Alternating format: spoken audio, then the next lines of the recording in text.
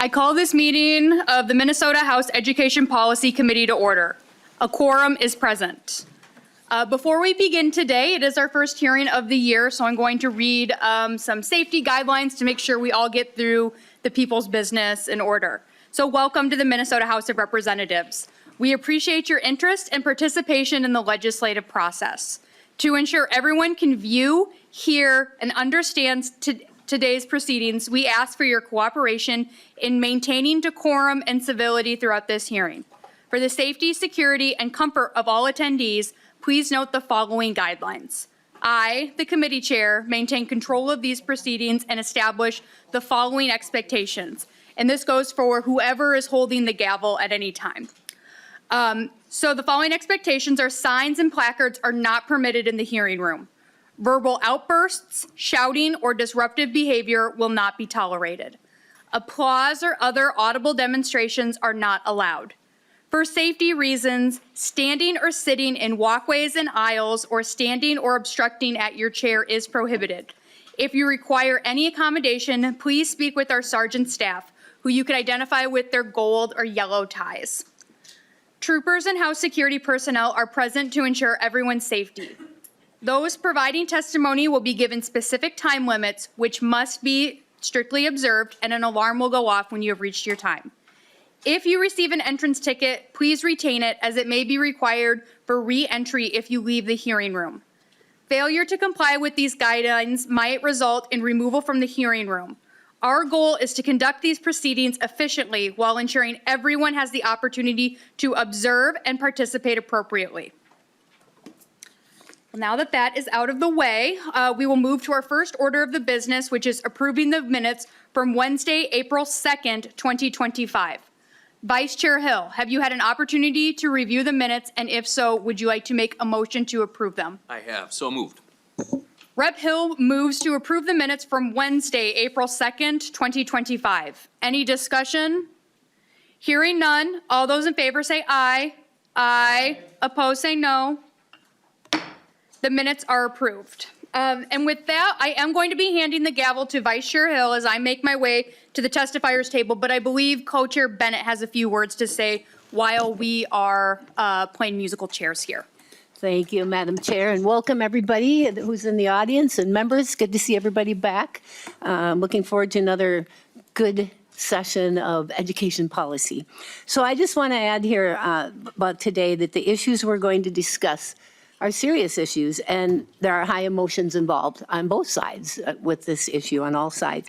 And I'm expecting a passionate debate on both sides, and that's okay. But at the same time, we'll always expect to treat each other respectfully, whether members, testifiers, or those who are observing. And we will not call names in this debate, nor will we claim or insinuate intentions. It just doesn't help with the debate and understanding each other. So I thank people ahead of time for doing those things. And I just want to add here that the immigration crisis that we're experiencing did not appear overnight. It's a result of years of the federal government's lack of action to secure our national border and also provide comprehensive immigration reform that welcomes and facilitates legal immigration. At the same time, we're dealing with schools. Whoops. And that's like a cue for something, but I don't know what it is, so. Yeah, okay, we'll keep going. So schools should not be put in the place of becoming the go-between or the middle person in these divisive situations. And shifting the responsibility to schools in these interactions, I don't believe is fair nor right. Our job should be to provide clarity to schools on how to comply with federal law to keep our students and staff safe.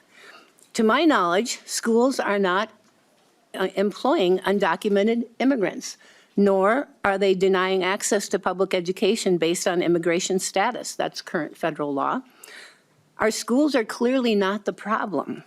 Our nation's immigration laws must be followed, and there should be cooperation from local jurisdictions. It's also my belief that federal immigration actions involving schools should be very rare and only with extenuating circumstances addressing a clear threat to public safety or children. Education Finance Co-Chair Creshaw and I have recently sent a letter to federal immigration authorities stating just these things. It should be a rare occurrence that schools are involved in these situations. It's my hopes that the federal government will adjust their policies forthcoming. So if we want ICE away from schools, the solution in my mind is not more school mandates. Our schools don't deserve that. It's school solution cooperation between the federal, state, and local levels of government. So thanks for letting me have my say. And Chair, I'll turn it over to you. Thank you, Co-Chair Bennett. And now that Co-Chair Jordan is settled in front of us, would you like to motion House File 3435 before the committee? Yes, Mr. Chair. I move House File 3435 before the committee to be placed on the general register. Wonderful. Well, before we introduce the bill, I understand you have an author's amendment that you would like to offer to get the bill in the shape you prefer. I do. I have an author's amendment. This amendment was written in consultation with lawyers and legal experts, and I think it better gets at the intent of the bill, which is to provide separation between ICE agents and DHS and our schools. And I ask for member support to get the bill in the best shape to discuss it. Would you like to offer the DE1? Yes, I would also like to move the DE1 before the committee so we can do what I just asked. Thank you. Chair Jordan motions or moves to adopt the DE1 amendment. All those in favor, please say aye. Aye. Opposed, nay. The DE1 is adopted. Chair Jordan, please introduce your bill. Thank you, Mr. Chair. Members, I agree with much of what Representative Bennett just said. Our schools should not be in the position of enforcing our immigration laws. Every child in Minnesota has a right to an education, But lately, it has been impossible not to notice the profound impact ICE, DHS, and our federal government has had on Minnesota school children's ability to learn. You are about to hear from students, educators, administrators, and community members about how ICE's presence in and near schools has resulted in abducted children, terror, absenteeism, and forced schools to close across Minnesota.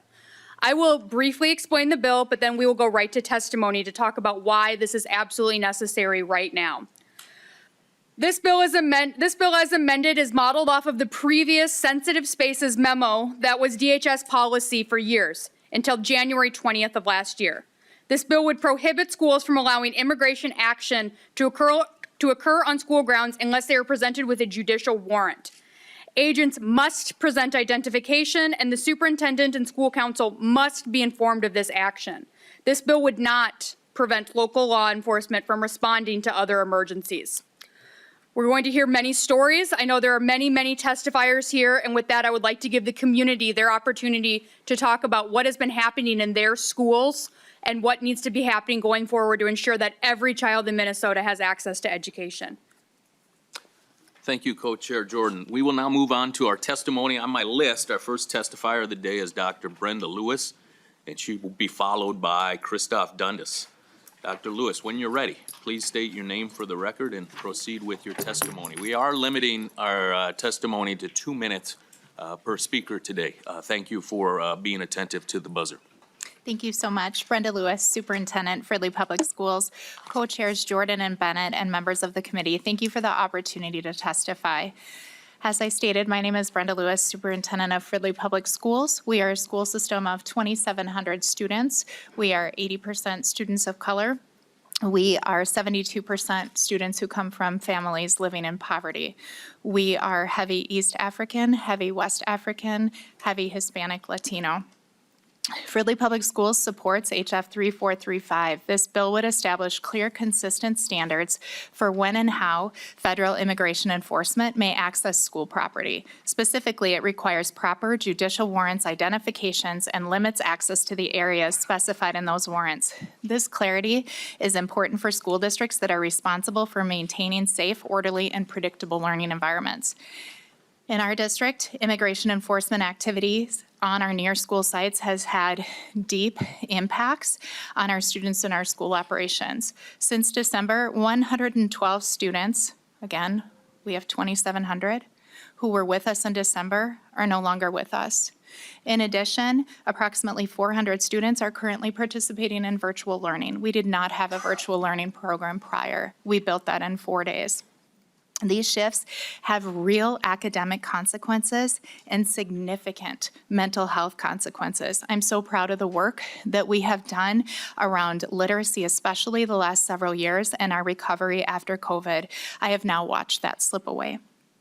Our students are not able to be in person. While we have the virtual learning option, it is simply not the same. And while I value virtual learning, our families have chosen virtual learning out of pure safety. The mental health impacts are so hard to imagine. We literally have children coming to school each day wondering if their friend has been here. Where are they? My own children literally say, oh, so-and-so hasn't been in class. I snapped them. They haven't snapped me back. I wonder if they've been taken. This is literally what it looks like in our district and many other districts. We cannot fulfill our educational mission when students and families are afraid to come to school. We cannot fulfill it when our operations are disrupted by unclear or inconsistent enforcement practices. Back in January of 2025, we built guidance, as did most other school districts in Minnesota. That guidance revolved around serving of warrants and how we would respond to that. I wish I could sit here and tell you that that was our worry now. It is not our worry. Our worry is all of the disruptions that have happened in my school system and many school systems across the state. We are Dr. Lewis, here if you to could simply move to say conclusion, please.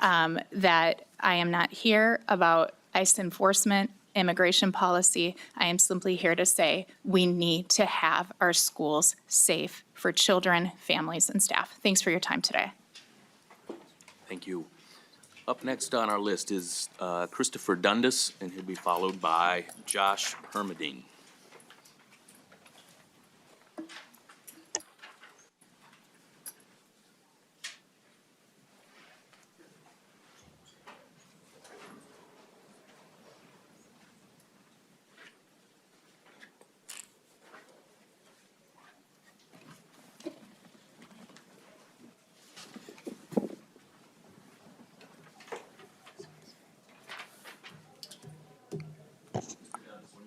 I'm not Mr. Dundas.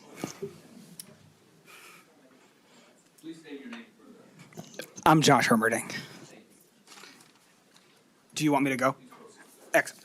Hi, everyone. My name is Josh Hermerding, and I'm a multilingual teacher at Lucy Laney Elementary in the Cleveland neighborhood of North Minneapolis.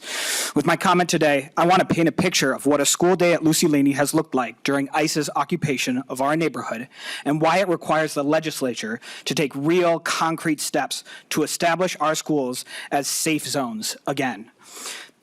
Going to go a little quicker this time. I get into my car at 6:50. Before, I would go into school to prepare for class or connect with coworkers about student learning. Now, I have to make a small loop around our school. 4 times as of yesterday, ICE has been found by school staff illegally using our school parking lot to stage operations. 14 days in a row, ICE has been found staging within 2 blocks of the school during arrival of families, including today. If agents are around the school, I alert our neighbors and administration because ICE has demonstrated their lack of empathy toward children while conducting operations across Minneapolis. I'm scared and exhausted, and I haven't even entered the school. I teach Spanish at 8. Before, I would watch students eat breakfast and laugh with each other. Now I'm outside until right before I lead students to class because ICE circles the school until 8:45. We need more eyes to make sure our school community is safe. Then I take the students to the classroom. Outside on Penn Avenue, we hear car horns and a student says, "I'm scared. What's gonna happen?" I tell her I'm scared too, and I promise to protect them in every way that I can. I teach English at 9:30. Before, I used to have 35 students. Now I have 4 students total. All families, regardless of citizenship, are sheltering in place. ICE targets you based on the color of your skin and what language you speak on the north side. And our neighborhood runs hot with agents. If I'm lucky, I'm able to connect with parents, but a lot of times their phones are disconnected because they can't get anywhere to pay their bills. So this royal motion repeats until the end of the school day. I hope you can see what I do, that our schools aren't safe and it's taking a toll on us and the people who are most connected to them. Our neighborhood has worked hard to hold each other up, but it's time for our legislature to crystallize the structure so that regular caring citizens have legal pathways to hold ICE, Mr. a rogue Herndon, government agency that routinely flouts our laws, You could move to your accountable. conclusion, please. Democracy, a huge number of neighbors working together to protect children, is what has created the pressure to change the narrative on ICE across the nation. And it is your job as the legislature to create laws and expand and solidify our protections as individual citizens who stand up for the legal rights and institutions of our state. Please create a law that not only keeps our schools safe, but also allows anyone, citizen or immigrant, to take legal recompense against any government agency Mr. that seeks Hermodine, to create terror near the schools we call home. Thank you. Thank you. Thank you. Up next, we have Christopher Dundas on our list, followed by David Aaron.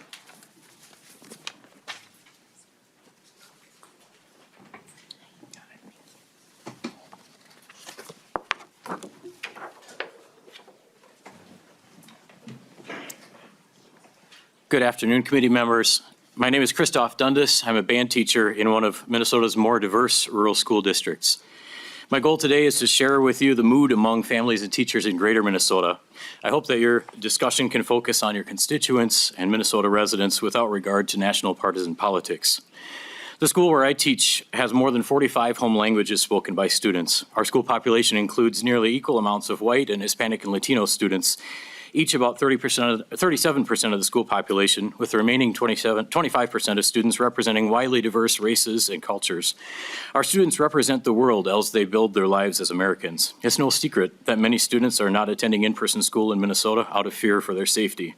While I don't have a number from my own district, it is apparent in hallways, lunchrooms, and classrooms that there are significantly fewer students in the building. ICE agents have been seen regularly in my city, first appearing after major news events in Minneapolis and continuing to increase anytime that their leaders say that they are backing off or pulling out of the Twin Cities. Last week, a student arrived a couple of minutes late for a band lesson, and as we started, the student said, "Sorry I was late. 2 students I know were arrested by ICE this morning, and my mom called me between classes to make sure it wasn't me." The student went on to describe that they do not yet have a driver's license, and their mom took them to get a passport and continues to remind the student to carry it for identification. I later found out that the students picked up by ICE last week are U.S. citizens with no criminal record. They were picked up for no reason other than the way that they look and the language that they were speaking outside. It is no wonder that parents and community members have been telling me that they are afraid to have their students go to school. Parents continue to say that they want their children in school, but they are afraid of what will happen when students walk to or from school or in the minutes when parents are waiting to pick them up. Recently, the Trump administration withdrew the protections that keep ICE out of schools, churches, and healthcare facilities. This adds fuel to the fear in our communities and state as school officials grapple individually with the what-ifs of potential ICE agents arriving at school buildings. We have seen agents parked outside of schools, waiting to grab students or parents in front of classes or children. I hope that we can agree that this goes against everything that our state believes about education, that schools should be accessible to all students. Thank you, Mr. Dundas. If you could move to your conclusion. Thank you. Thank you. Up next is David Aaron. Mr. Aaron will be followed by Tammy Napper.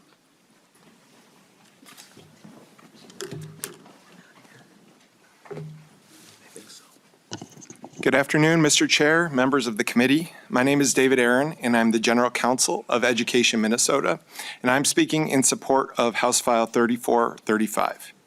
This bill is needed because the actions of federal immigration agents in Minnesota schools and bus stops over the last 2 months have inflicted tremendous harm on teaching and learning throughout our state.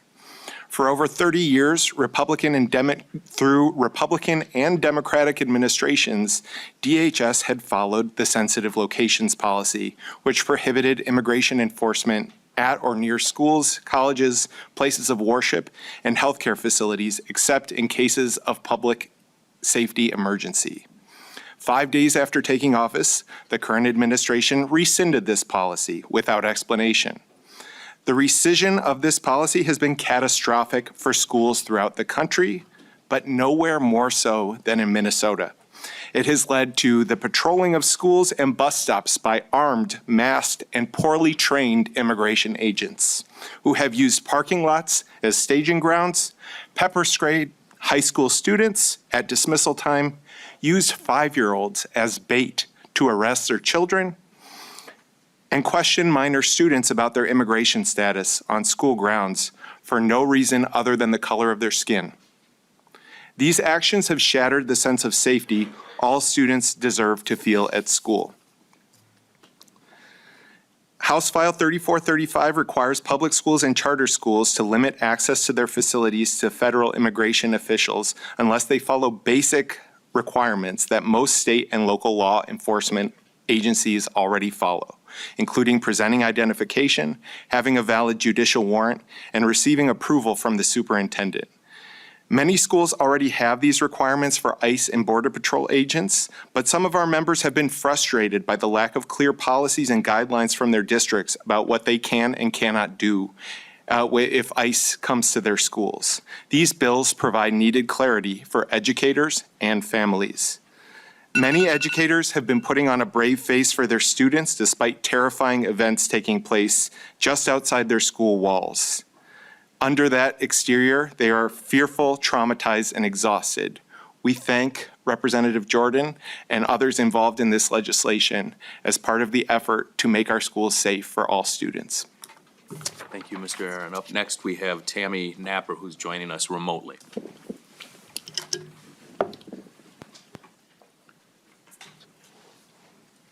And Ms. Napper, Hello, just a reminder to keep your remarks to 2 minutes, please. Hello, committee members. My name is Tammy Knapper, and I'm a special education coordinator, local union president, and Education Minnesota governing board member. I want to bring you to a small school district in greater Minnesota, Willmar, where fear has been quietly reshaping daily life. We serve about 4,000 students. On a typical day, around 250 are absent. That's normal. But in mid-January, when ICE activity increased in our region, normal disappeared. In 1 week, absences just didn't rise, they exploded. 790 students gone, then 1,214, over 1,000 kids missing school on a single day. The next week, numbers stayed high, not because of weather or illness, but because families were afraid to leave their homes. Afraid a parent might not be there when a child got off the bus, afraid a routine traffic stop could separate a family, afraid that even lawfully present neighbors could be questioned or detained. We heard it from parents directly, asking in whispers if school was still safe.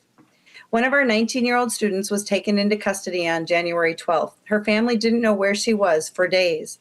When she was finally released 5 days later, the damage had been done. Classmates noticed, teachers noticed. Public education runs on trust. When families don't feel safe sending their children through our doors, learning stops. Trauma walks into our classrooms before the first bell rings. This isn't abstract. This is attendance sheets, empty desks, children carrying adult-sized fear into classrooms that are supposed to be built for hope. Thank you for your time today. Thank you, Mrs. Knapper. Up next, we have Victoria Martinson, and Victoria will be followed by Jasmine Clark.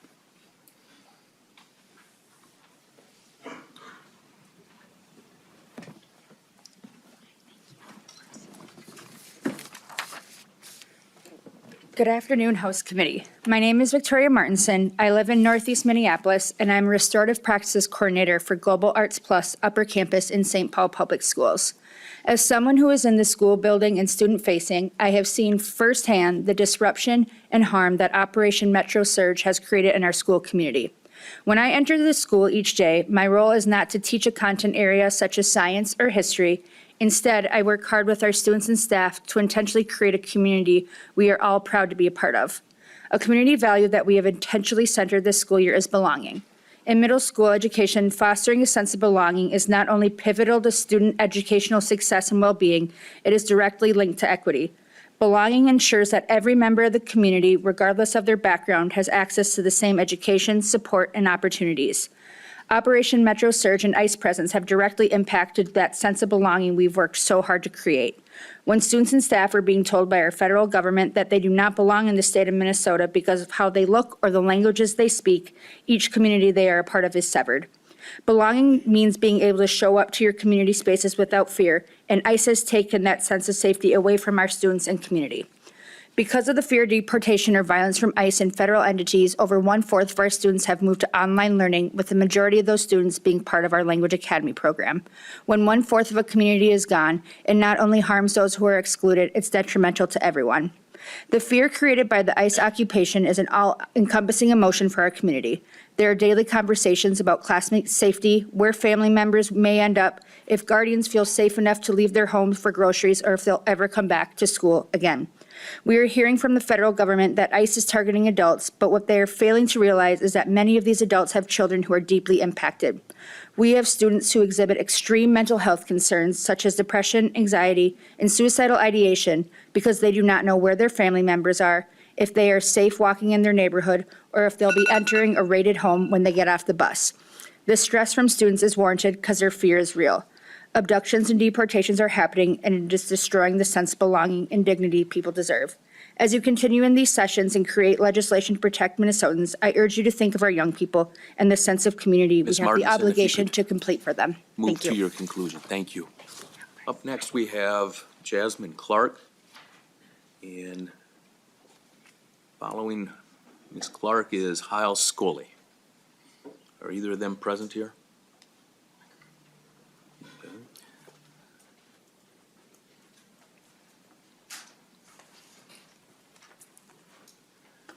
Thank you, Ms. Scully. If you could just state your name for the record. Hello, my name is Lee Scully. I'm an English language teacher at St. Paul Public Schools and a proud member of the St. Paul Federation of Educators. At Frost Lake Elementary, we're a language academy that houses more than 500 students, with 59% are ELLs and 82% are eligible for free and reduced lunch. We have over 100 staff who are working hard in holding our community together during Operation Surge. We have shifted over 200 students into virtual learning and helped families access food, resources, and support. Our community is doing everything it can to create a sense of security, but we cannot out-organize fear. Recently, a student tugged a volunteer safety vest and said with a big smile, "Hey, I know you." That precious moment matters, as it reminds us that children are constantly scanning for who is safe, and right now, too many of them are unsure. I teach 8-year-olds who carry worries no child should. One told me her father had been taken by ICE and how much she misses his warmth. Another brings her birth certificate to school in case she is questioned. Imagine trying to learn to read while wondering if your family will be there at the end of the day. Schools should be places of safety and belonging. Instead, many of our BIPOC students and educators, including myself, walk through our doors grieving, anxious, and afraid. Yet, as I have learned from our ancestors, is that we will fight for a better world that is possible, and that the truth gives me strength, even if that means I won't be here to see the fruition of it. Legislators, these are our children with a dream and a whole life ahead of them. If we want strong schools and stable communities, we must choose policies that protect children's safety, dignity, and the right to learn. I urge you to lead with courage and humanity, because our students are watching and they deserve to know that the adults in power will keep them safe. You will continue to hear these countless stories, but the story of us all begins when we recognize our shared responsibility. Thank you. Thank you, Ms. Scully. Up next, we have Lucia Cook. Ms. Cook will be followed by Emily Euchre.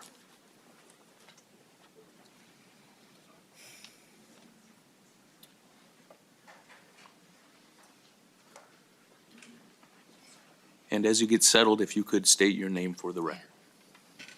Thank you. Lucia Cook. All right. Good afternoon, House Committee. My name is Lucia Cook, and I'm a teacher for the blind and visually impaired with St. Paul Public Schools. I've been in special education for 18 years, and this has been by far the darkest, hardest year of teaching that I've encountered. I'm also a mother. I'm a proud Guatemalan American, and I am the daughter of an immigrant myself. I come to you guys today just exhausted. exhausted, but also with purpose. And that purpose is really that we need to stand right now with vigilance and courage and fortitude for our students. And I need you all to know that our kids are not okay. As a direct result of federal law enforcement activity in our communities, we are experiencing an unprecedented levels of family separations. And these family separations, they're brutal, they're unexpected, and temporary or permanent. They all have long-term repercussions that really just bring me to tears. I don't have much time today, but here are some of the many stories of family separations that I'm carrying in my heart.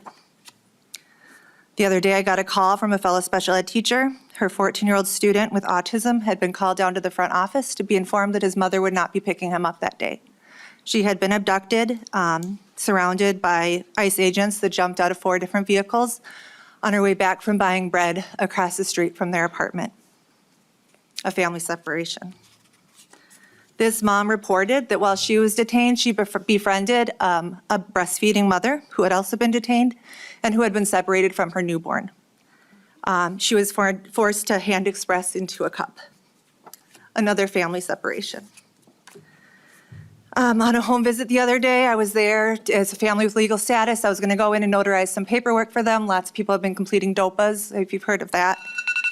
And that mother I found in a nearly catatonic state of shock, alone with her toddler. Her husband had gone in for one of his routine ICE checks and had never come back. We searched the ICE locator system, and he had been detained. His location was not shown. Another separation. I know I need to stop now, but I just want to say that the least we can do right now, the least we can do is pass HF 3435. Our families need to be safe. They need to know our schools are safe. And the least we can do is say ICE doesn't get to mess with their schools. Thank you. Thank you, Mrs. Cook. Up next, we have Emily Euchre. Is Ms. Euchre present? Wonderful. On deck, we have Carrie Donlin.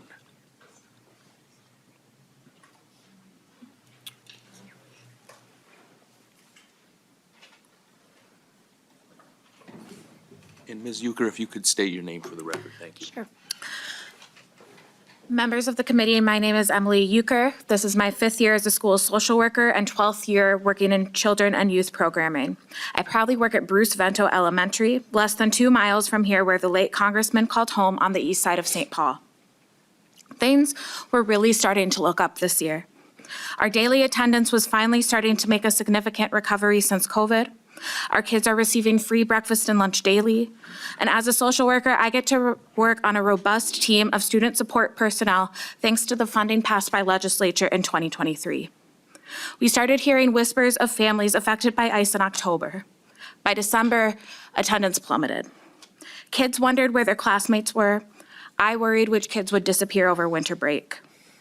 By January, we had more students become afraid. Now, a Dakota girl carries her birth certificate back and forth to school in a Ziploc bag. A Karen student who spotted ICE near his home runs the block and a half to school as fast as he can. Hmong staff and students carry their passports. An African-American family who became homeless this year stopped sending their children to school because they are afraid the Somali van driver will get pulled over with their kids in the car. The overall anxiety and fear amongst these children is indescribable. When we announced a temporary virtual option, 1/3 of our students went online. Despite the drawdown, we will not be out of this until every single child is back at school feeling safe. This occupation has resulted in a collective trauma greater than what we saw during 2020. Children of those who fled war are right back in at what at times is indistinguishable from a war zone. I say that not to assume intention of agents, but seeing so many armed agents throughout the community is indistinguishable to the nervous system from a war in a faraway country. On top of all of this, I fear that despite our mental health needs, services are going to get slashed when our students need us most. We deserve to have schools where children do not need to fear ICE. We deserve schools with robust mental health supports. Our children deserve to recover from this and learn without fear. Thank you. Thank you, Mrs. Euchre. Up next, we will hear from Carrie Donlin, followed by Adela Hogan. Hello. You can state your name for the record. My name is Carrie Donlin. I am an English language teacher in St. Paul. I've been teaching here for 11 years, but I've been a teacher for 23 years. I'm speaking today on behalf of my department and our English language learner students. Our students are generally immigrants themselves or the children of immigrants. In my school, they come from a variety of countries. Political instability has been the very reason many of their families sought refuge in this country. Through refugee resettlement, their families have followed the legal processes. These systems are very difficult to navigate and often mean years of living in refugee camps while they wait their turn and they've been vetted by the US government. Tragically, this documentation has not offered them any stronger sense of safety during ICE occupation. Several students have been sheltering at home for months now. Others who have never worked or held jobs in this country before are now seeking out employment opportunities to help their parents meet the bills. This is yet another adult burden that they've had to take on. A student told me she reported to me that masked men were knocking on doors in their apartment building. They were waiting outside their apartment. Other families have received threatening notes. One note said, "We know who you are and we know where you live." This was left on a car. This type of terror is exactly what families sought to escape. Our refugee students have told us they are terrified of being taken. They're afraid of what could be done to them if they're approached by masked men in plain clothes. They ask, what should they say? Does it even matter? They're scared for their friends. They're scared for their families. They're terrified of coming home to missing parents. Will their parents be there at the end of the day when they come home? And if they're not, what will they do? It is impossible to answer these questions to our students with any measure of security. And I just want to mention that my mom is an immigrant. She's been naturalized for over 50 years, and she was sheltering at home. I just want to mention this because that trauma lives in a person for their lifetime. And I'm very worried about these children and their families being exposed to this trauma. We have to meet safety for them. It is our job as Minnesotans, it is our job as schools. Thank you, Ms. Dunn. Thank you. Next, we have Adela Holguin, followed by Anthony Jensen.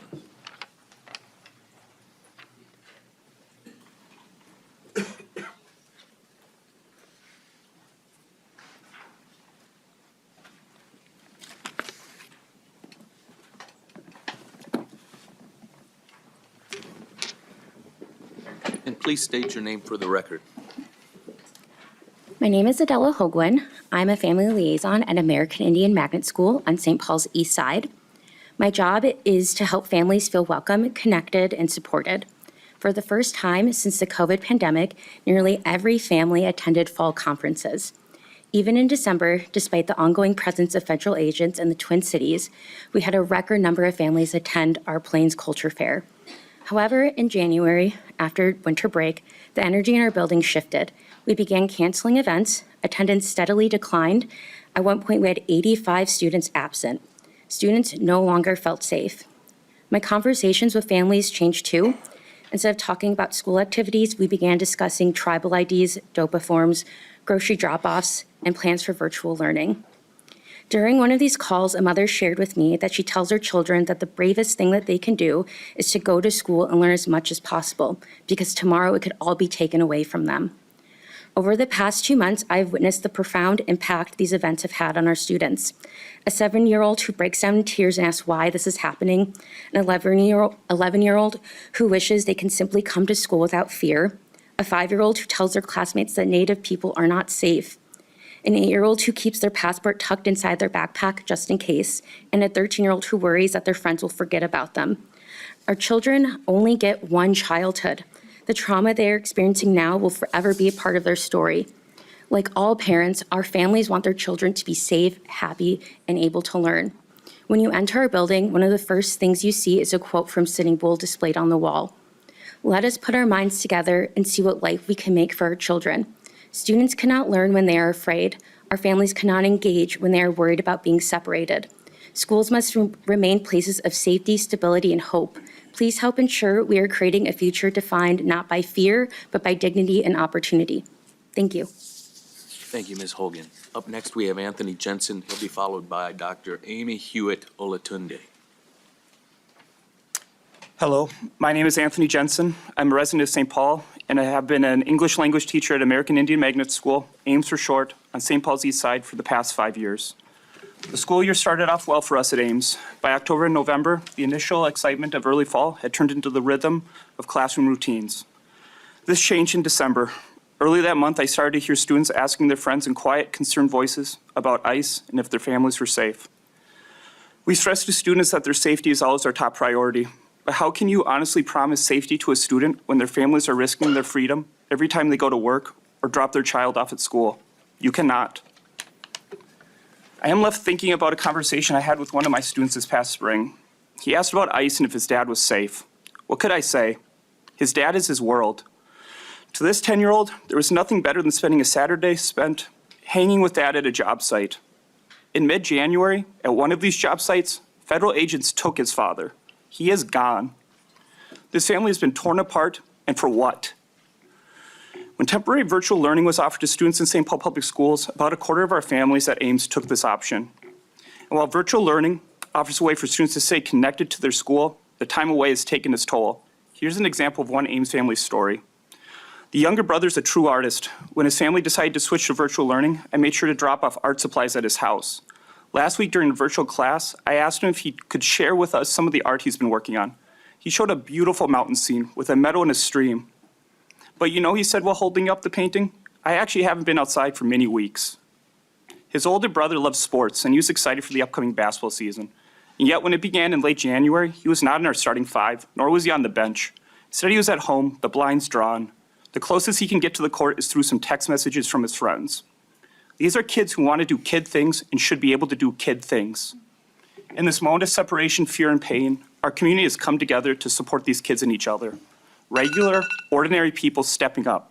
It's now time for you as our elected officials to do the same. Our kids need and deserve so much. Thank you. Thank you, Mr. Jensen. Up next, we have Dr. Hewitt Olatunde, followed by Flannery Clark.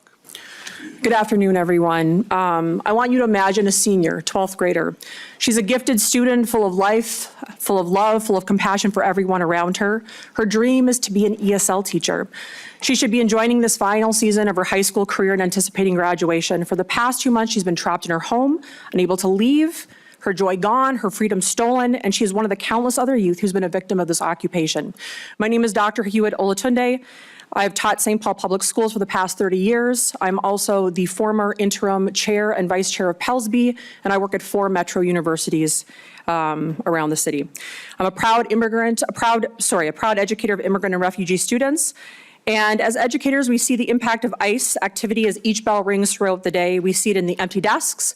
Our district has seen almost 7,000 students at its peak not come to school, 832 of those with IEPs, who need the academic and emotional supports that we as educators provide.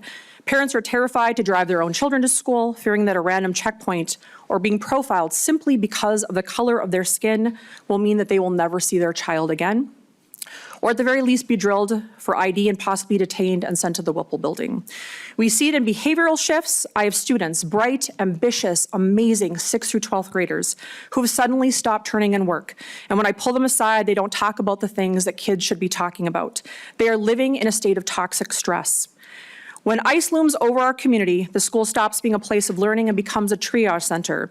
We spend our prep periods helping students learn virtually, organize grocery runs, contact students who are sheltered in place, among other things. We are watching a generation of St. Paul children and children across this country lose their childhoods to a fear that no child should know. We ask our students to show up every day and to try their best, and it's time for us to show up for them. We must ensure that our schools remain absolute sanctuaries, free from the shadow of deportation, so that liberty and justice for all is maintained and held. It is a reality that they experience. What is happening in the city, state, and country is teaching our children that they are not safe, they're not heard, they're not equal to. This needs to change now. Thank you. Tak skaldaha, dabludama, wachau, gracias, mahat sinid, merci beaucoup. Miigwech. Thank you. Thank you, Dr. Hewitt Olatunde. Up next, we have Flannery Clark. Ms. Clark will be followed by Samia. Hello. Today is day 79 of the ICE occupation of Minnesota. I'm Flannery Clark. I'm the proud parent of a 2nd grader in Minneapolis Public Schools and a volunteer with Minneapolis Families for Public Schools. Almost every day since ICE came to town, I've been standing outside my child's school at drop-off, pickup, or both to protect elementary school students from ICE. Additionally, I receive reports from around the city from when ICE is present on school campuses. Hours after our neighbor Renee Good was murdered, I was alerted to a large number of ICE vehicles staging outside an elementary school on the south side. The school was on lockdown for hours. Later that same day, I was at Roosevelt High School when Greg Bovino and more than a dozen heavily armed Border Patrol agents deployed chemical weapons on our students and arrested educators protecting their students during dismissal. I was tear gassed that day, and when it was all over, I was crying on the ground with another parent, not because of the chemicals in my eyes, because I'm so deeply scared for the physical and emotional safety of our children. 2 weeks ago, school patrol at a local elementary school dismissal observed ICE agents chasing someone down the street with guns drawn in front of terrified children and their families. My own child's school has repeatedly been forced into lockdown by ICE presence on the edge of campus and was unable to have outdoor recess for 6 weeks due to the constant threat of ICE agents on the edge of campus. Kids need access to the outdoors and exercise. My kid loves winter. He looks forward every year to spending time on the playground building snow forts. So many families are experiencing the violence and terror of ICE so much worse than mine, but I just wish my kid could have played on the playground with his friends. My experiences are not unique. In fact, they're the norm. Over the last 10+ weeks across the Twin Cities metro and beyond, caregivers and educators have organized to keep our kids safe. Guarding bus stops, giving rides to school, standing watch on playgrounds. Our schools should be off limits. They're a place for sanctuary and learning and growth, not a place where children fear for their safety from heavily armed federal agents on school property. Our children are the future. They deserve the assurance that ICE agents are not on or adjacent to their schools. Thank you. Thank you, Ms. Clark. Up next, we have Samia, followed by Chris Stenson. Hello, everybody. My name is Samia, and I'm here not only as a senior, but as the student representative on our school board. I am here because I'm asking you to tap into your humanity and make it so that schools are safe for kids of color and everyone who is affected by ICE. I want to relay a quote to you from our president. Dirty, disgusting, ridden with crime. The only thing they know how to go after is ships. That's exactly what he said about my ethnicity and my community here in Minnesota and all across the United States. This same rhetoric has been repeated about different groups of people all across the United States. And with Operation Metro Surge, where 3,000 federal agents were deployed into the Twin Cities and the surrounding area, has been devastating not only for the entirety of our community, but especially for students. My high school has seen a record number of students who have basically chosen online school because they feel safer. I have seen my own classmates fear for their lives because they are scared that they will be taken away at dismissal. I have seen examples all across Minnesota, Roosevelt High School, where students were violently attacked by ICE agents. And it affected our community so greatly because everything in our mind leads up to one thing. What if I'm next? I want to relay another personal experience for you. After my first encounter with ICE agents at my local grocery store, I went home crying to my mom, asking her to give me my passport. And now I have to carry it around because I don't look like the Trump administration's typical American. And that is the same story for many students all across here in Minnesota. You guys were elected here to serve and protect your constituents. This is not an issue of red versus blue or political polarization. This is an issue of protecting our students and making sure they are safe at school. I am asking you to vote yes on this file. Thank you, Samia. Up next, we will hear from Chris Stenson, followed by Emily. Thank you, Chair and members. My name is Chris Stinson. I'm the Policy Director for SEIU Local 284. We represent more than 10,000 school workers, including para-educators, food service workers, custodians, bus drivers, and higher ed faculty throughout the state. Our food service members fought hard with some folks in this room to win universal breakfast and lunch because they know which kids don't get enough to eat at home. And they want every kid, regardless of what their parents do, to have the nourishment to grow, learn, and thrive.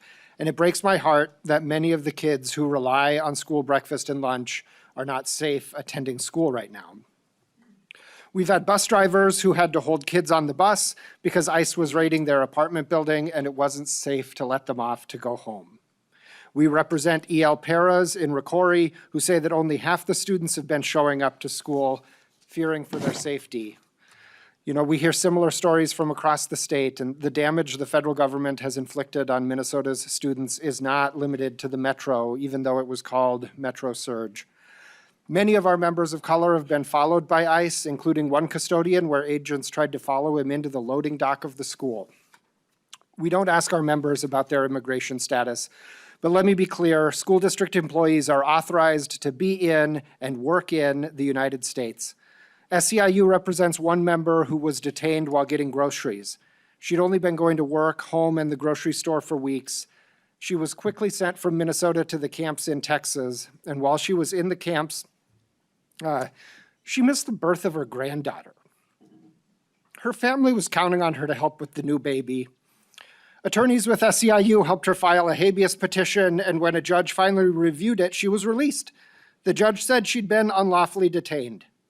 The disruption to her family, the disruption to her school community, the fear, the deprivation, the time she's never going to get back, all of it was unlawful. The damage to our state, our kids, our schools, our dedicated staff is incalculable. And until recently, this stuff was out of bounds. Immigration enforcement was not allowed on school property, and we should go back to that. Thank you. Thank you, Mr. Stinson. Up next, we have Emily on our list, followed by Ms. Alfonso. Is Emily here?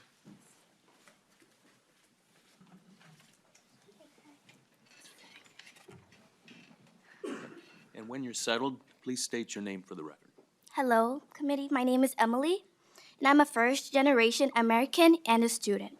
And Minnesota is my home. In my school, I am a part of the Leaders in Education and Diversity Club that celebrates other people's cultures. This creates a safe space for students to feel represented in the community. However, our club activities have changed lately.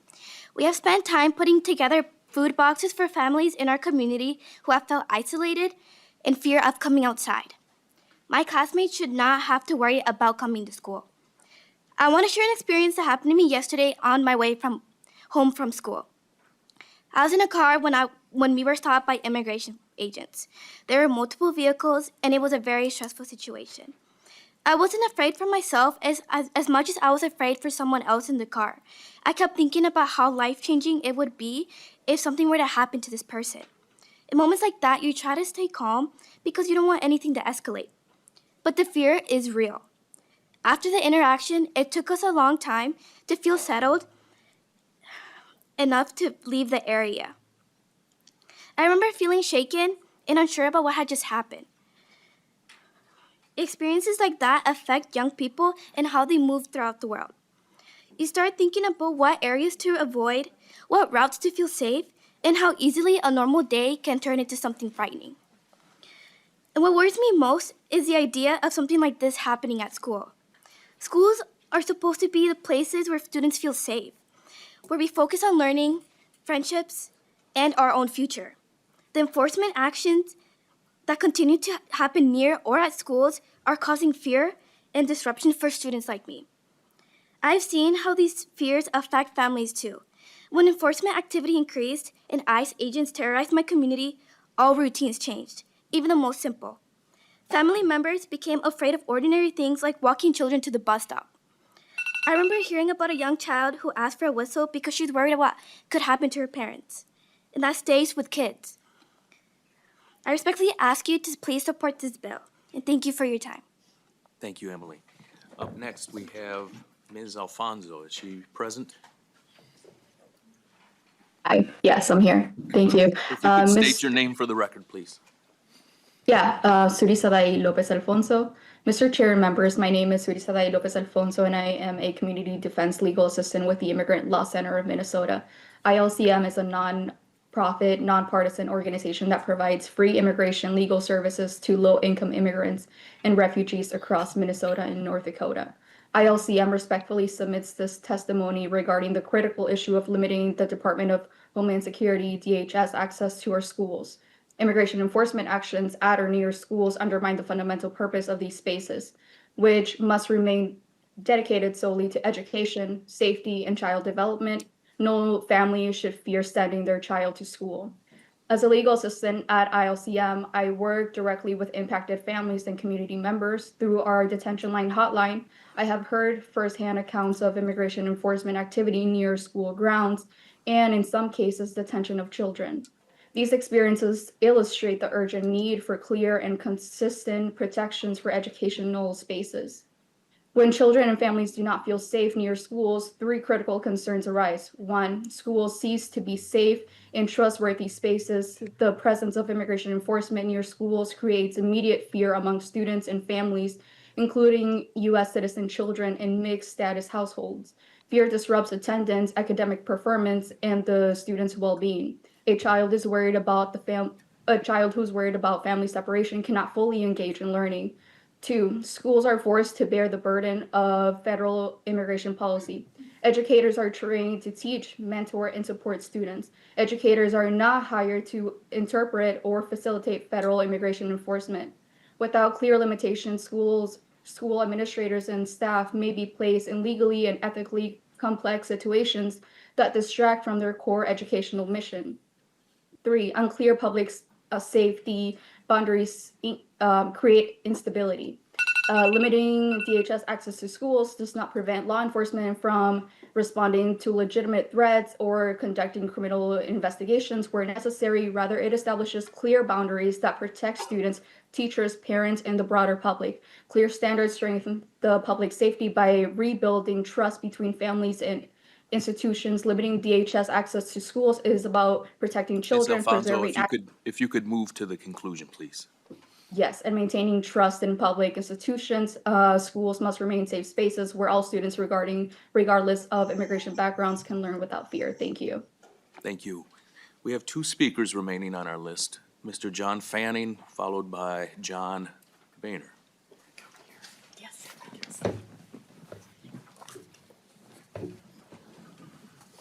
Hello, co-chairs and members of the committee. I'm John Fanning, Director of the Education Partnerships Coalition of Minnesota, or EPC, speaking in support of House File 3435. EPC is a bipartisan coalition of 9 cradle-to-career partnerships across Minnesota. Our collective impact model engages more than 600 partner organizations and supports more than 300,000 young Minnesotans and their families. EPC communities are in greater Minnesota, as well as in metro and urban parts of our great state. We take our bipartisan stance very seriously, coming together across communities, red and purple and blue, in support of Minnesotans, young Minnesotans and their families. U.S. Immigration and Customs Enforcement was formed under the Bush administration. In the years that followed under Presidents Obama, Trump in his first term, and Biden, schools were designated as sensitive locations, limiting access for ICE actions. The reason is obvious: to avoid traumatizing innocent children, as you've heard today. The current Trump administration, as you know, through a January 25 directive, ended sensitive designation for schools. The consequences are predictable, and we've heard so many examples today. We are asking you to communicate to the federal administration that we want this designation restored and to provide guidelines and guardrails in Minnesota that both abide by federal law and maximize protection for our young people. They are our future, and we need to ensure them a safe, uninterrupted learning environment. It's a both and, it's a win-win, and we ask for your bipartisan support. Co-chairs and esteemed committee members, thank you for your kind consideration of my testimony today on behalf of our 9 member organizations, our 600 partner organizations, and 300,000 young Minnesotans and their families. Thank you, Mr. Fanning. Up next, we have John Baylor. If you could state your name for the record, please. Thank you. My name is John Beeler. I'm the Policy Counsel at the ACLU of Minnesota. We're testifying today in support of HF 3435 as amended.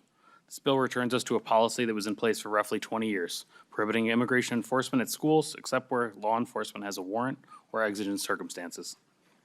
In 2007, the George W. Bush administration issued a memo to ICE restricting immigration at or near schools, other institutions of education, and venues where children and their families may be present.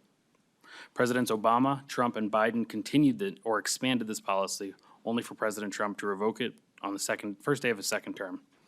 As prior DHS officials noted, DHS can accomplish its enforcement mission without denying or limiting individuals access to needed medical care, children access to their schools, the displaced access to food and shelter, and people of faith access to their places of worship, and more.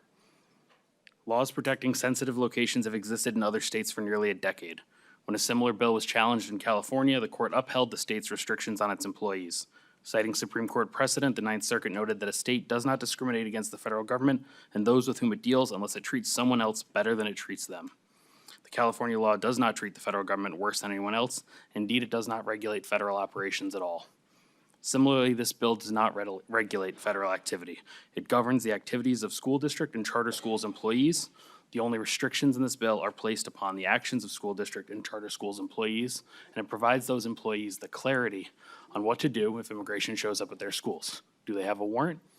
Then they can have access. Do they have a judicial warrant? Then they can have access. Do they not? No, you are right to deny them access. That clarity is necessary for our schools to understand how they're operating in this context with ICE and DHS roaming the streets. Thank you. Thank you, Mr. Beeler. At this time, I'd like to move on to some discussion, but I want to stop and thank all the testifiers who shared their experiences and perspectives here today. We recognize that this is a deeply personal and emotional issue for many Minnesotans, and we appreciate the courage it takes to come forward and participate in our process. Thank you. At this time, Co-Chair Bennett, do you have a DE amendment you'd like to offer? I do, Mr. Chair. If I could offer the DE amendment, DE2. Wonderful. So moved. Okay, would you like me to explain it? Please do. All right, thank you. Excuse me. Members, this amendment would allow the General Counsel at the Minnesota Department of Education to work with the Minnesota Attorney General to draft guidance to help inform school officials of both their rights and responsibilities in any situation involving law enforcement, including immigration enforcement activities. We heard from one of the testifiers from one of our schools, I believe, that they are lacking clear policy and guidelines for schools. That's what schools want.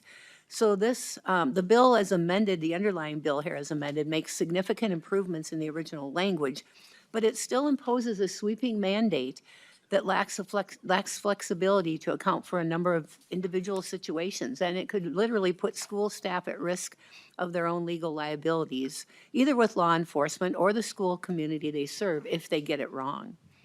So from my discussions with school leaders, many schools already have protocols in place for this. We heard that with some of the school leaders who were up here just a little bit ago. I talked with Representative Bakeberg, who's a school principal. He said they have clear policies in their schools. We want schools to have their own policies, the ones that work best for them, and they can do that right now. So I guess what we want to see here is that guidance, we need guidance on what is expected when these situations occur, and recognition that no two situations are going to be the same. So I would like to offer this amendment as a way to offer clear policy and guidelines for our schools. Thank you, Co-Chair Bennett. Do we have any discussion to the DE2? Representative Green. Thank you, Co-Chair Hill. I appreciate the question.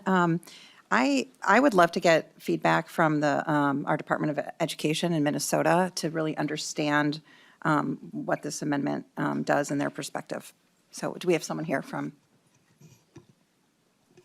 Thank you. Welcome, and if you could state your name for the record before you begin. Good afternoon, Mr. Chair. Committee members, my name is Ado Shuni. I'm the Director of Government Relations for the Minnesota Department of Education. So to the amendment from Chair Bennett, so generally the department doesn't provide legal advice to other entities, and this proposal would fall directly within that. This is actually a role that the Attorney General already has. The Attorney General has put out guidance last February, I believe, guidance that we have put out in multiple resource messages to school leaders around schools' rights and responsibilities in this current context. What we do provide from the department is guidance on fostering inclusive and welcoming environments. And we also amplify guidance that Attorney General may put out or other resources that schools can use. And there's also statutes that already cover this. I believe it's 128.10 and 808.07 that establish the Attorney General's authority in this space already. Representative Green. Yep, thank you. That is helpful. Any further discussion, members? Representative Jordan. Thank you, Mr. Chair, and thank you, Co-Chair Bennett, for the amendment. I would ask members to oppose the Bennett amendment. I would also point to members to look at written testimony within your packets. There is asks from school districts, and as we heard from other school districts, what they're looking for is the structure that prevents ICE agents and DHS agents from entering school grounds, not necessarily guidance. Guidance is not structure, so this amendment, while thoughtful, is not what our schools need right now to keep them safe. So I ask for members to vote no. Co-Chair Bennett. Thank you, Mr. Chair, and I appreciate that. Before I forget, I'd like to ask for a roll call before I close. Thank you, Okay. Co-Chair. Thank you. So I would just like to clarify that when this amendment directs the general counsel at MDE to work with the Minnesota Attorney General to draft guidance, so we wouldn't expect MDE to add that guidance below. And again, one size fits all rarely works, so I think this amendment clearly states that schools need guidelines, they need policy, and then let them act as appropriate for their area. So thank you very much for hearing this. Thank you, Co-Chair Bennett. A roll call has been called for. Ms. Keller, if you could call the roll. Co-Chair Bennett. Yes. Co-Chair Bennett, yes. Co-Chair Jordan. Jordan, no. Co-Chair Jordan, no. Co-Vice President, Co-VP Josiah Hill. Hill, no. Hill, no. Co-VP Mueller. Mueller votes yes. Mueller, yes. Bierman? Bierman, no. DePel? Yes. DePel, yes. Falconer? Falconer, no. Falconer, no. Folgeman? Folgeman, yes. Folgeman, yes. Gordon? Gordon, yes. Gordon, yes. Gottfried? Gottfried, no. Gottfried, no. Green? Green, no. Green, no. Keeler? Keeler, no. Keeler, no. Lawrence? Lawrence, yes. Lawrence, yes. And Roach? Roach, yes. Okay.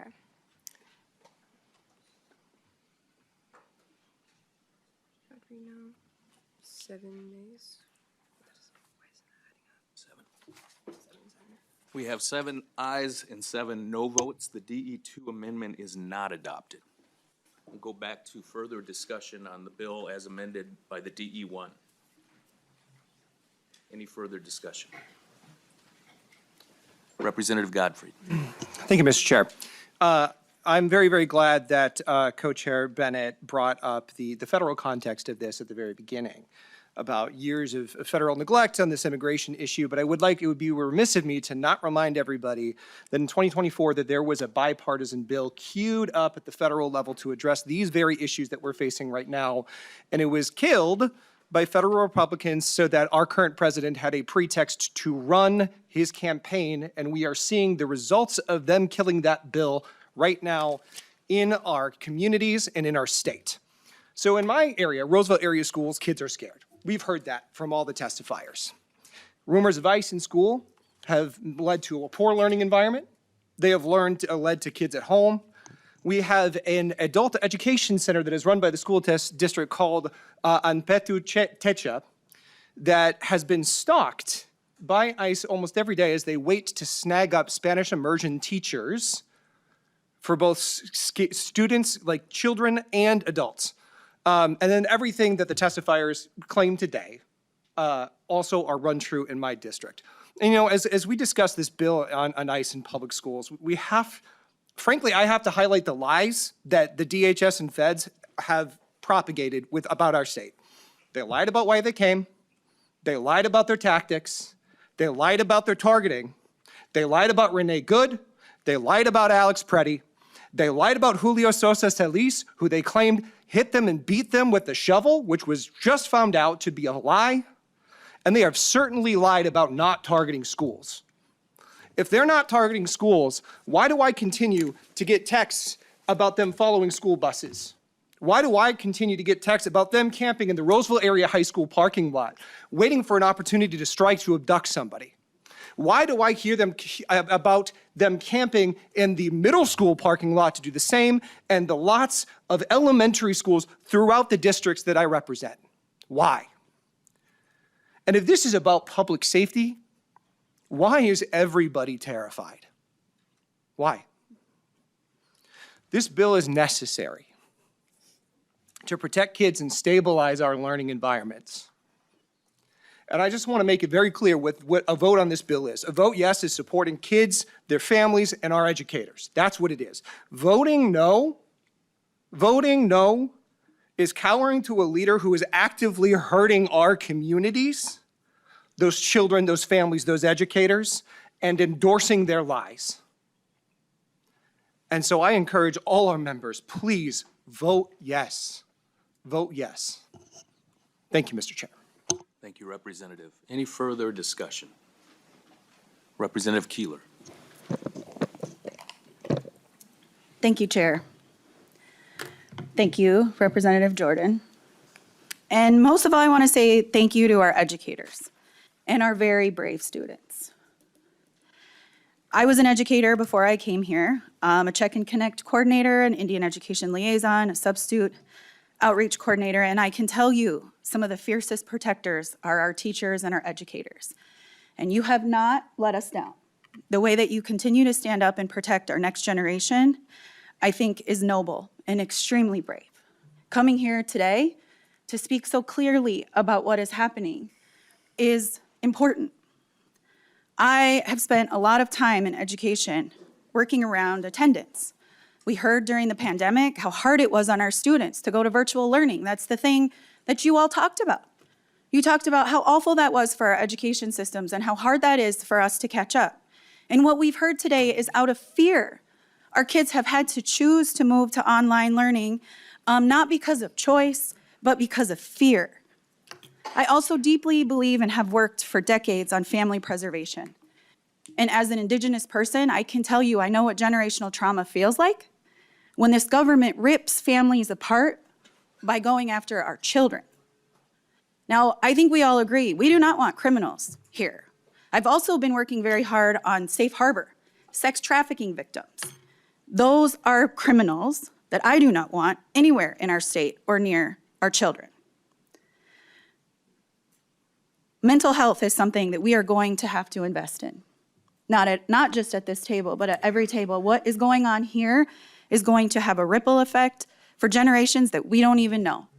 And the thing that I've been telling a lot of people lately is this is a moment in history that generations who are not born yet are going to ask, what did you do? What did you do when you had an opportunity to stand up for what is right? When you had an opportunity to protect your kids in the schools, what did you do? And I think today, on this vote, you will be able to prove to your future generations that you don't know what you did today. Thank you. Thank you. Representative Falconer. Thank you. Thank you, Chair. Thank you, Representative Jordan, for bringing this bill forward. I too agree this is incredibly necessary, and I wish it wasn't so. To say that they're not targeting schools, I agree with Representative Gottfried, is an outright lie. In my district with Eden Prairie and Minnetonka, every single day, ICE agents are stalking school buses and intimidating parents and kids. When I've been at a bus stop, kids get off the bus, tears in their eyes, saying, "Are you here to keep me safe?" The thing that's going to probably stick with me for the rest of my life is I was at a bus stop watching the bus approach. One stop down from us, bus stopped, 4 agents jump out of a car, violently attack a woman, threw her to the ground, handcuffed her in front of her kid. picked her up, nose bleeding, shoved her in a car, all the while she's screaming, "I'm legal, I have my papers, let me go, let me take care of my kid." And her daughter screaming for her mom. The screams, the sobbing, something that'll stick with me, replay in my brain till the day I die. And that's just one story of thousands. I mean, reports of 4,000 arrests and counting. How can our kids possibly learn at school when they're afraid that they could be picked up, when they see ICE vehicles circling the buildings? That is happening. When they see ICE vehicles staging in the parking lots during school hours, near parks directly adjacent to schools. I mean, this is all happening in the suburbs of Eden Prairie and Minnetonka.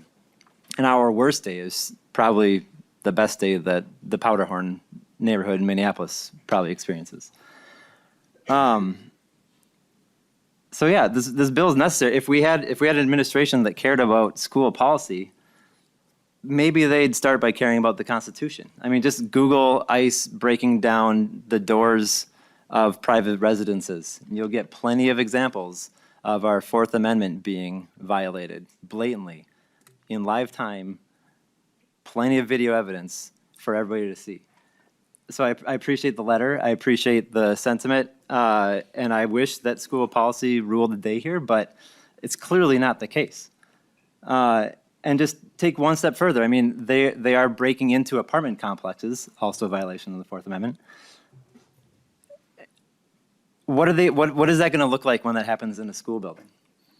I mean, we've got educators on this committee. You're sitting in class, high school science class, unidentified masked agents, part of a paramilitary group, storm into the classroom in a biology class, in a middle school English class. I mean, these are poorly trained but lethally armed ghouls. I'm sorry, but who would choose this as your profession? That are terrorizing our communities. Is this going to happen in an elementary school's art class or a kindergarten classroom at nap time? I mean, this is yeah, it's like looking ahead, what could happen, but if they're doing what they're doing now, I cannot imagine a situation in which they're not eventually going to start doing that to our immersion schools, like you said, wherever else. So yeah, this bill is 100% necessary. We need to do our job in this committee to pass laws that are going to protect our children at schools. When they're getting off the bus thinking, maybe this is the day that I get arrested, maybe this is the day that my parents are not going to be there waiting for me, they're already thinking about that in their head. At least give them 7-8 hours in a school building where they don't have to be afraid. So please pass 3435. This is necessary, and it's so crucial right now. Thank you. Thank you, Representative. Representative Green. Thank you, Co-Chair. So I just want to say something to our testifiers. I want to say thank you. And I also want to say very clearly that I believe you. I believe the experiences that you shared today. I believed you when you shared all the worries you have for your students and families. I believe you that ICE has been staging in school parking lots and circling schools during the school day, and that students are at home hiding behind closed blinds. I believe the profound mental health impact this has and continues to have. I believe students who are U.S. citizens have been picked up by ICE. I'm going to say that again. I believe that students in our state who are U.S. citizens have been picked up by ICE. And I believe that tear gas has been used on students and staff. And I believe students, like the student in my district who withdrew from testifying in person today because of fear, and I believe the students who told us she has to carry her passport with her at all times, all based on what she looks like. I believe what is happening to our families and in our schools and our state. And I believe our kids are not okay, and I think we know why. I know we know why. So we need to be really honest in our work here and name what is happening. The federal government is targeting people based on what they look like. This is not about immigration enforcement of criminals or a need for better cooperation. There is a presence and a very real threat happening in real time. Unmasked, unidentified armed agents on or near school property in the state of Minnesota. That is not okay. That should not be okay with anyone in this room, should not be okay with anyone who serves and represents the people of Minnesota. The actions that they have are telling us they have no concern or care for students and teachers and the harm that they have caused and continue to cause. Attendance, trust, learning, that's just at the very start of things. The fear is palpable in classrooms and home across the state. We heard that today. I've heard that in my district. I've heard it from other schools that have reached out to me across the state. I believe it is outrageous. It is a violation of constitutional rights, and it is wrong. Aren't schools meant to be places of learning, belonging, and stability for all of our kids? And are we really okay with schools and students being collateral damage in all of this? We have a responsibility. It is immediate and practical, and we need to do everything we can to keep schools for education and not enforcement. Thank you, Chair Jordan, for bringing this House file forward. 3435. This is about whether or not children can safely access a public education in Minnesota. That is a core tenet to our values in our state, whether you are on either side of the aisle. That is something we agree with, and it is critical that we pass it. We have 1 million students in our state who are looking for us to do that. Thank you. Thank you, Representative. Representative Bierman. Thank you. I'll be brief, and I just wanted to chime in and thank all of the testifiers here today who have brought your stories forward. I've just heard so many like them in dealing with my school's officials and the parents and seeing it with my own eyes as well. Driving up here last week, early morning, to go by an elementary school after it had been announced that ICE was going to draw down. The first school I came to had 2 ICE vehicles right across the road, 4 officers. I pulled over. I waited for some other parents to come. We had a conversation with them. We implored them not to proceed in their operation that they claimed they were there for, that this was a school. It did take one of the administrators to come out who spoke to them as well. They agreed to leave temporarily. They came back shortly thereafter. But I also, a few days before that, noticed that at the high school, they had staked out a position with a couple cars and ICE agents who are in the cars, but they're hunched down or laying down in the vehicle. And I'm sitting there looking at them thinking, how has it become okay with people that we have armed, masked men hiding in cars waiting for students to come out to their vehicle? That's not acceptable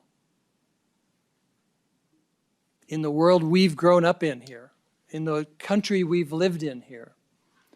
So thank you, Rep. Jordan, for bringing this forward, and let's vote yes. Thank you, Representative. I would just comment briefly. I want to thank Representative Jordan for bringing this important bill forward.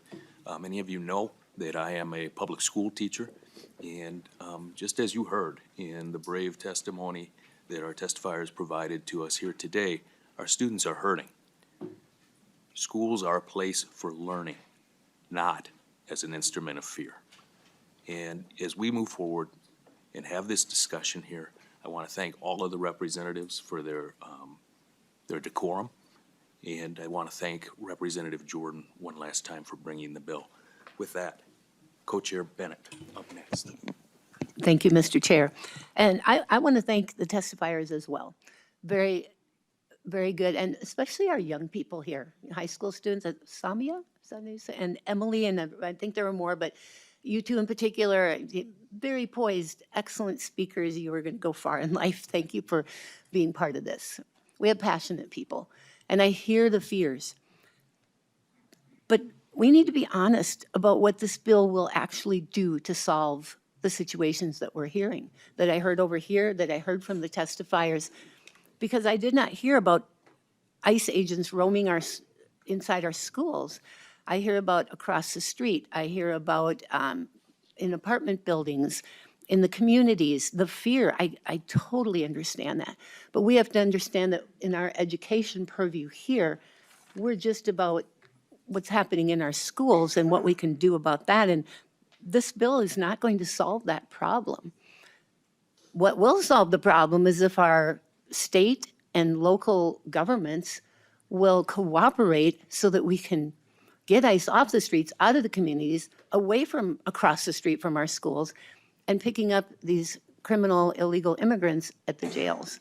So I guess I want to be real here and say, I don't believe this particular bill is going to solve the problem that I'm hearing.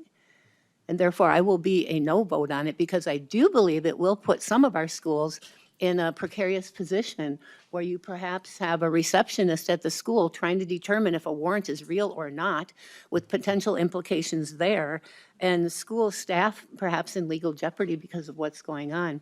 Allow the schools to do their own things. We should have clear guidelines. I hope that will come down from our Attorney General and so on. But I do not believe this bill will solve the problem that I'm hearing. And I understand the fear. It is real. But let's pass bills that will actually solve the issue. So thank you, Mr. Chair. I will be a no vote. Co-Chair Bennett. Representative Jordan. Thank you, Mr. Chair. Thank you, members. I would be remiss if I didn't also thank the testifiers and thank our students and thank our community members, not only for being so brave here today, but being so brave for so many weeks. I want to be clear that you shouldn't have to do that. You should not have to be brave to go to school. And when we had a teacher say that the bravest thing you can do is go to school right now, that is true. And it shouldn't be that way. And I'm sorry that your federal government has made it so that the bravest thing that you all have to do is go to school, and to our educators that you are educating our children and walking them through this time of fear right now. To clear up some misconceptions, we did have educators testify that ICE is using their school parking lots as staging for immigration aids. This bill would prevent that. This bill would also provide the structure that those school secretaries, those general counsels, and those superintendents are asking for. I would again direct members to your public testimony where school administrators have asked for a return to those federal policies. If members want to continue to work with me, I am happy to view this bill as a floor, as a very low bar that we should be able to achieve where ICE agents are not present on our schools. Let's talk about our bus stops. There's one on my home is a bus stop, my yard is. I have ICE agents come by my home and terrorize my neighbors, all because we live by a bus stop where kids wait to go to Pillsbury Elementary School. For me, to you EL teachers, my mom, even though she's retired, would still say that she is an EL teacher. And every single student she educated was either an immigrant or a child of an immigrant.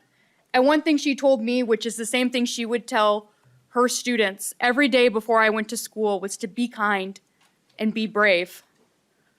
And I know that my mother would also be one of those brave educators who would stand being pepper sprayed by her own government to shield her students while they were being dismissed, which is a real thing that happened at Roosevelt High School in Minneapolis. Those ICE agents did enter that school, and this bill would have prevented those teachers from being tear gassed and those children from being chased by federal agents. I want us to think about as we vote, and Mr. Chair, I am requesting a roll call. Noted. And so as you vote, I want to think about what kind of schools you want to have in Minnesota. What kind of schools do our children deserve? They deserve kind schools where they can be affirmed and play. And the things they should be worried about is, maybe losing a soccer game. That's the kind of thing our kids should be worried about. They should be worried about, I'm glad they don't have to worry about lunch or breakfast at school anymore. But that's the kind of things our kids should be brave about, is how they're going to, ace a spelling test, not whether or not their family is still going to be home for them when they return from school. So I would ask you all to be brave when you think about this and vote. And I would ask you to all vote in affirmative.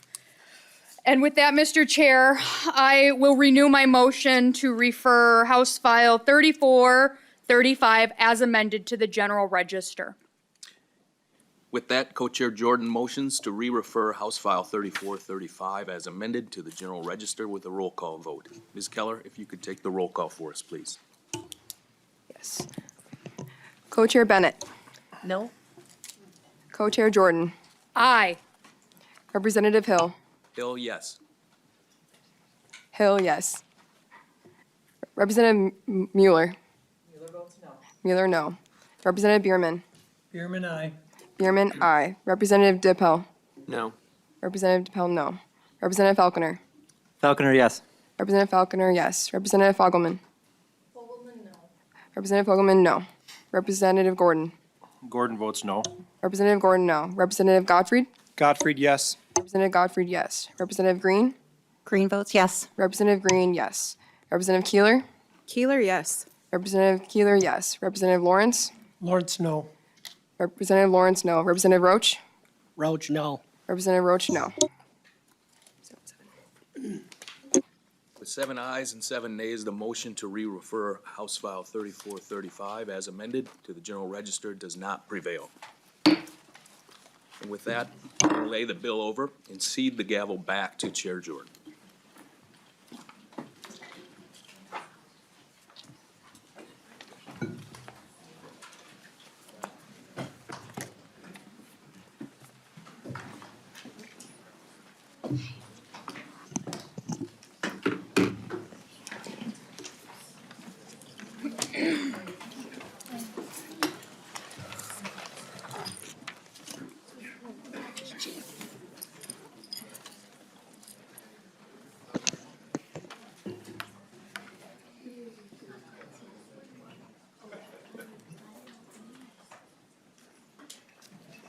Okay, our next bill for consideration is House File 3409. And since Rep. Sencer-Mura is not a committee member, I will move House File 3409 before us to re-refer the bill to the Judiciary, Finance, and Civil Law Committee. With the bill before us, Rep. Sencer-Mura, I understand you have an author's amendment to get the bill into the shape you prefer. Yes. And I will move the A1 amendment before the committee. Rep. Sencer-Mura, can you please speak to your amendment? Yes, so the A1 amendment takes out the civil remedies portion of the bill. I think that there can be continued discussion about how to ensure accountability for school districts. But at this time, we want to really focus on just ensuring that students in Minnesota all have the right to education regardless of perceived or real immigration status. So we are going to, based on some feedback from the school districts, take out that section, continue those conversations about accountability. This amendment also changes the wording on page 2, line 9, from saying it includes school resource officers and inserts does not include to ensure that there is a distinction for school resource officers and the specific role that they play in the building. Any discussion to the A1 amendment? Seeing none, all those in favor, please say aye. Aye. All those opposed say nay. The A1 amendment is adopted. Rep. Sencer-Mura, to your bill as amended. Thank you, Chair Jordan and members of the committee. Thank you, Chair Jordan, for bringing the bill, which really illustrated the devastating impacts that ICE has had on our communities over the last few months. My bill asks a really fundamental question. Do we believe that all students in Minnesota, regardless of real or perceived immigration status, are entitled to a free public education? That idea has been the bedrock of our country for many years. I hope it is a fundamental belief that we can all agree on. And if so, this should be an easy vote for this committee. You just heard horrifying stories about what our young people have been through over the last few months. Chair Jordan talked about a school where young people were pepper sprayed. That was a school in my district. That's a school that my 4-year-old will go to high school. That was the day that Renee Good was killed. A few hours after, ICE agents went to Roosevelt High School, a school in my district, during dismissal. They pepper sprayed students, they pepper sprayed parents, they pepper sprayed teachers. Our students are not feeling safe at school. This has driven us to have we've talked a lot about absenteeism. Representative Keeler's on this committee. She's done great work. Representative Bakeberg. We have a new term for absenteeism, which is fear-driven or fear-based absenteeism, which is kids who are too afraid to go to school. So the least that we can do as legislators is to say that here in Minnesota, you should not be afraid to go to school. You should not be afraid to get your education. Everyone, regardless of real or perceived immigration status, should be entitled to a public education in our state. This should be an easy vote today, and thank you for taking the time to listen to me and to the testimony that we will hear. Thank you. Thank you, Representative Sencer-Mura. For some timing, I am going to ask my new friend Ari to come up and share their story. I know you have some other testifiers, but we have some kids. So Ari, are you ready for us?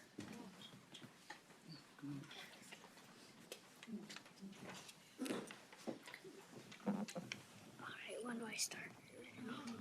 Right here. Welcome to the committee, Ari. Can you say your name and then share your testimony with us? My name is Ariel Bisakin. Can you be a little bit louder? Do I start there? Yeah. Thank you, Madam Chair. Good afternoon. My name is Ariel Bisakin, and I'm a student at Riverview. I loved my school. I had a great teacher. I played soccer during recess with my friends. I once had a field trip, but it had to be canceled because my school realized it wasn't safe to go on the field trip.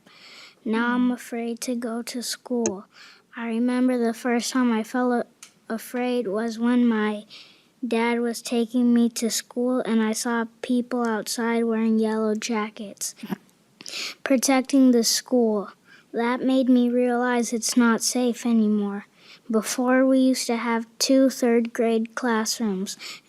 In my class, we had 25 students. Now there's only 15 students combined. I miss my really good friends because they're now learning online.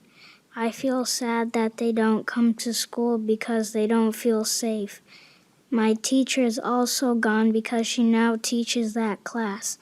Some days are really challenging because I feel a lot of stress to the point that I get stomach aches, and the nurse has to call my dad to come pick me up. I ask you to please support the Education Protection Bill. Help us bring back all the things that make my school great. I want to learn along with my friends. We all deserve an education. Thank you.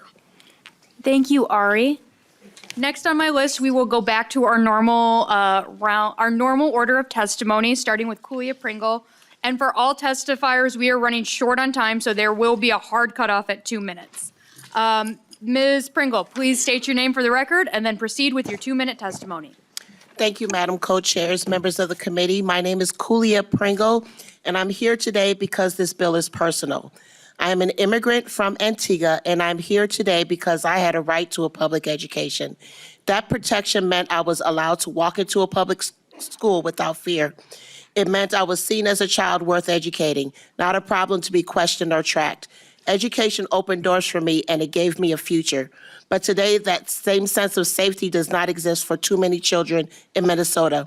I work closely with immigrant families across the state. I hear the fears in their voice, parents asking, is it safe to send my kids to school? Children wondering if their classrooms in the place where the family could be exposed. No child can learn from carrying that kind of fear. No parent should have to choose between an education and their family's safety. We do have federal law that exists, but state leadership matters. This bill gives families a sense of protection. This bill makes it clear to every Minnesota family that districts cannot threaten, intimidate, or coerce families. And it prohibits districts from disclosing actual or perceived immigration status. This bill does not change who is eligible for public education. It simply ensures that children can access the education they already legally entitled to without fear. This is about trust. This is about safety. This is about dignity. And I want to be clear, if children are afraid to go to school, then we are failing them. If families are afraid to engage with schools, we are failing them. So today I ask you to stand firm. We need leaders in this moment. We need bold action in this moment. And we need to say clearly and without hesitation, in Minnesota, we value all children, and all children means all children. Thank you. Thank you. Next on my list for testimony is Mustafa Dire, followed by Steve Anowski. Please proceed with your introduce yourself, and then proceed with your 2-minute testimony. Thank you. My name is Mustafa Dire. I am a founder and executive director of Anwar Institute of Learning and Family Center. I am a family advocate, and then I choose this one because I'm an immigrant. I grew up a civil war. I am firsthand understand what ICE are doing. I grew up where you have every day scared whether you can go to school or your parents have been abducted because they say something.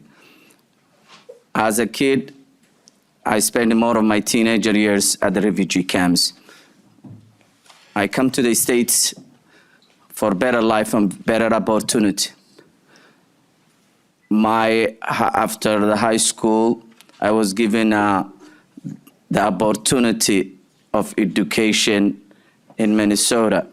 I went to college. A refugee kid in Otanga refugee camp, Kenya, have no formal education or anything, and went all the way to Humphrey. It's because of the opportunity and the education that I received. And I am forever grateful for that. And every child deserves the same. I see all this happening in my community as the East African.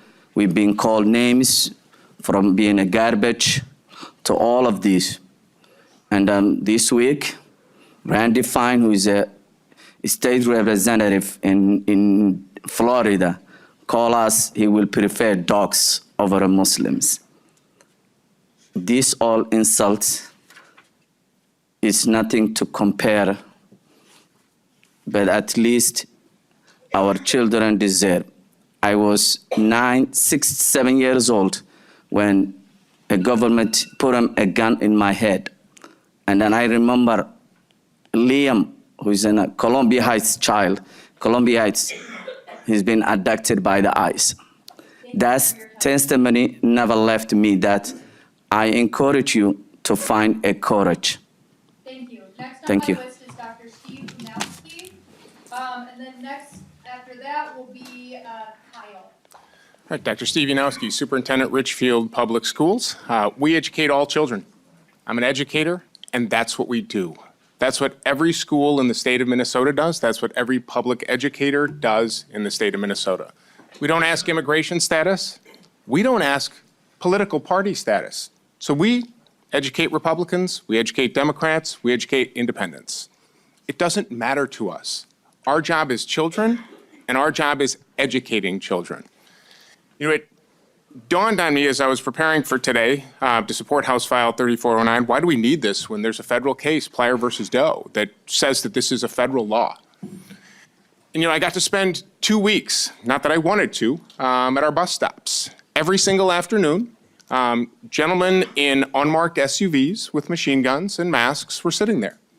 Now, I'm not talking about coming into our school. They were doing what their job was. They were out doing their job in the community. And at the same time, our buses were letting our kids off.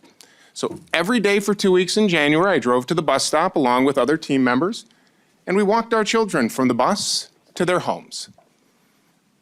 These were children who were white children, Native children, Black children, and immigrant children. And I say that because it impacted all of our kids. Imagine your child getting off the bus with armed men in SUVs doing their jobs with machine guns. Will they make the right choice? They're 13 years old. When I was 13 years old, I might have ran at the car because I thought it was cool. Our kids thankfully didn't do that, but we had to take them to their homes because you just can't leave kids in that situation.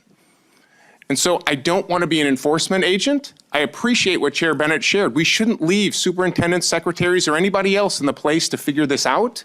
We should just take care of it ourselves as the grown-ups in the room and allow schools to educate rather than worry about enforcement and immigration enforcement. Thank you.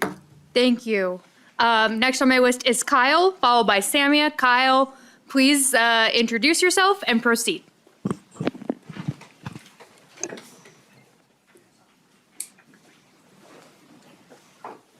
Hello, my name is Kyle Chen. I'm a junior at Egan High School, and I'm here today because my classmates cannot. Even in Egan, it's a case where I don't get to see my best friends at school because they're scared. I can't laugh with them at lunch, talk about the test, hang out after school, because they live in fear. My grandfather and my father came to the United States. They're both citizens now. They both came to the United States to get educated for one reason and one reason only, because they believed in America. And because of their sacrifices and because of everything that they've given up, I could be here in this room today living the American dream. These students, whether they are citizens or whether they are not, they're not here to waste your taxpayer money. They're not here to waste our state resources. They're here to learn. And at the end of the day, all they want is what my father wanted, to make a life here in the United States, to make a better life. I'm privileged to have a good community, good teachers, good friends, good neighbors, but a lot cannot. And it's a case here today where you have a decision.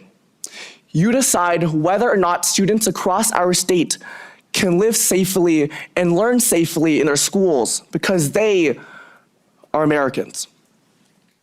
My father is more patriotic than anybody, and these students are no exception. They believe in America, and I know you do too. So with this said, please vote in favor of this legislation because I want to see my friends again. Thank you. Thank you, Kyle. Next on my list is Samia. Please introduce yourself again and proceed. After that, I have Dulce.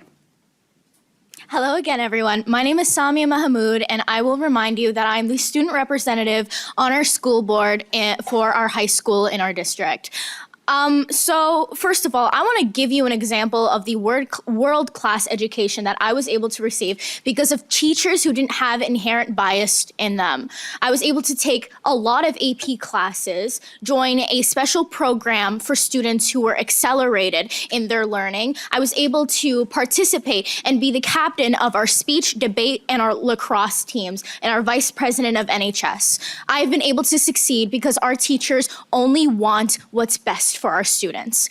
Repeating some of the things that have been said already, my mother and my father are immigrants. They are refugees. They are survivors. They came here from Somalia after suffering through a civil war. My mom being separated from her family for years, having to suffer in the United States after living with a family who didn't treat her right at first, and then having me, making sure that I have the best life possible.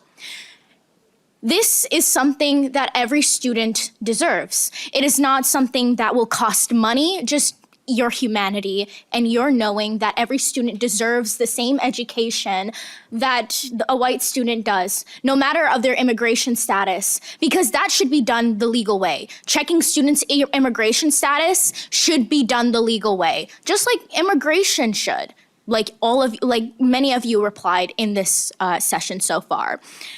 Students deserve equal education in classrooms. Students deserve to feel safe in classrooms, and students deserve to feel like their teachers aren't judging them because of their skin color or the fact that they have a different religion. I'm incredibly disappointed to the people who already voted no on our last piece of legislation, but I'm asking you to find your humanity and vote yes on this piece of legislation.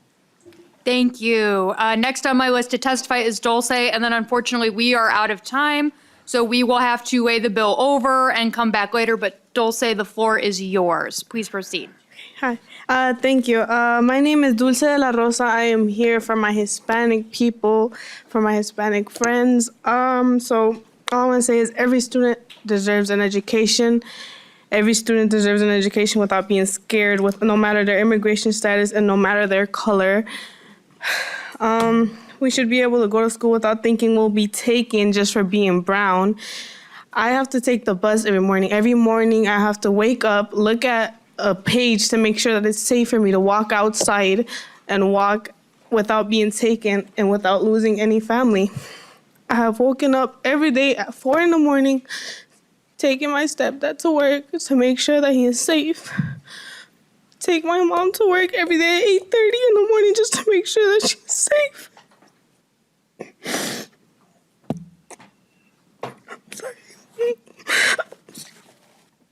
Sorry. No student should be going through this. No student should be scared to walk outside of their house. I have no friends at school right now because all of them are online. One of my friends hasn't gone out of school because she had ICE parked outside her house for a whole week. No one should be going through this. No student, no kid should be going through this. No kid should be worried about their parents being taken away, about themselves being taken away just for being brown. You know, and I know a lot of white people like going to Mexico, Puerto Rico, Hawaii, you know, taking their little trips or whatever. How about thinking if you were in Mexico or in Puerto Rico or Hawaii or in any of those places, and imagine yourself being taken away with your family just because you're white. Just because you're white. Think about that. Put yourself in those shoes of our people, of our brown people being here in America just because we're not white, being taken away.